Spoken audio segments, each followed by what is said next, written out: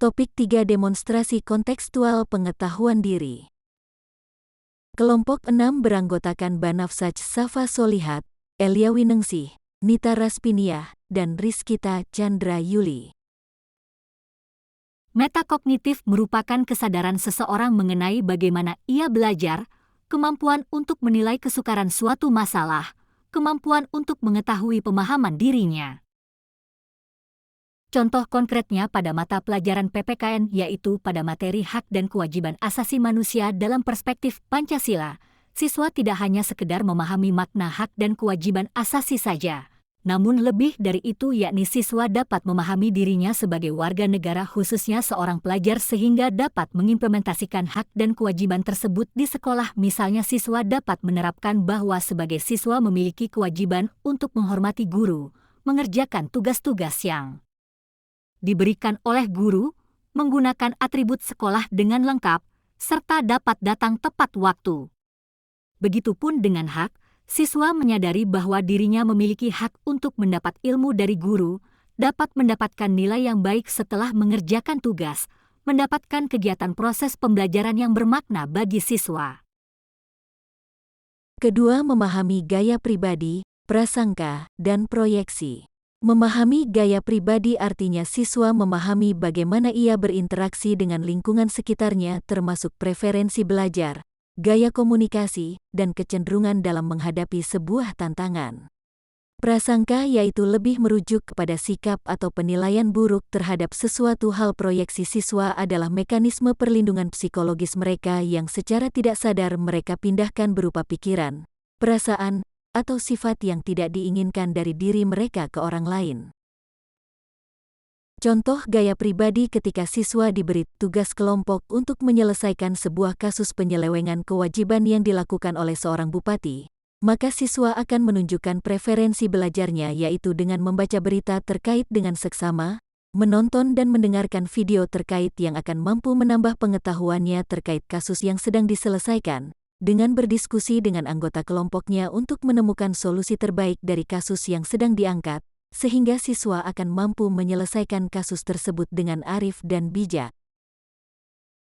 Contoh prasangka ketika peserta didik sedang belajar mengenai hak dan kewajiban. Salah satu contoh hak seseorang adalah hak untuk beribadah. Dalam suatu kelas ditemukan adanya perbedaan agama dan itu diperbolehkan karena setiap orang berhak untuk memilih agamanya masing-masing. Karena adanya agama yang berbeda sehingga mereka memiliki penilaian buruk terhadap agama lain karena mereka meyakini bahwa agamanya yang benar dan menganggap agama lain buruk, sehingga berpengaruh terhadap sikap mereka.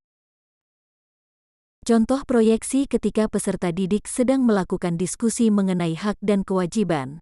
Pada sesi diskusi atau tanya jawab adanya perbedaan pendapat antara kelompok penyaji atau pemateri dengan kelompok lainnya terkait hak dan kewajiban.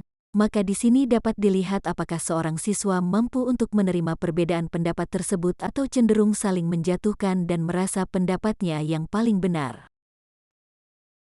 Ketiga, memahami kebiasaan pikiran yang membentuk dan menghambat pemahaman. Kebiasaan pemikiran yang membentuk pemahaman peserta didik berkaitan dengan pengetahuan diri yaitu analisis kritis, kemampuan untuk mengevaluasi informasi secara objektif dan mendalam, dengan memperimbangkan argumen, asumsi, dan bukti yang mendukung atau menentang suatu pernyataan.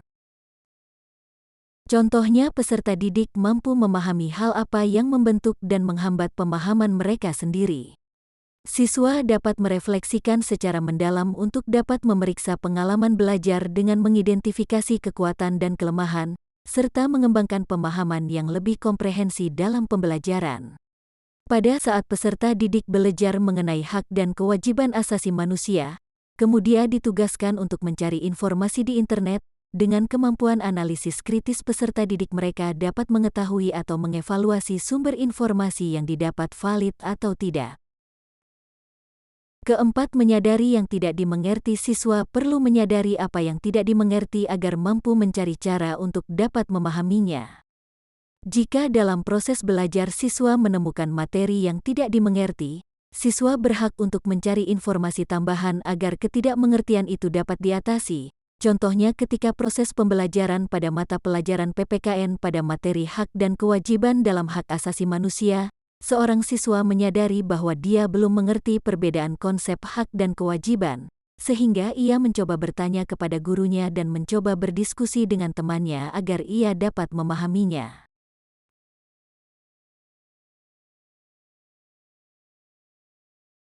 Renungkan arti pembelajaran. Peserta didik dikatakan memiliki pengetahuan diri yang baik ketika dia dapat merenungkan dan menangkap makna pembelajaran yang mereka lakukan dan mampu mengaplikasikan apa yang mereka dapatkan dalam kehidupan sehari-hari. Contohnya, setelah mempelajari materi hak dan kewajiban asasi manusia, peserta didik menunjukkan perilaku menghormati dan menyayangi adik dan kakak di lingkungan keluarga, tidak memaksanakan kehendak kepada teman dan guru di lingkungan sekolah, tidak menghardik pengemis di lingkungan masyarakat, aktif berpartisipasi dalam pemilihan umum di lingkungan bangsa dan negara. Terima kasih. Ada yang ingin ditanyakan?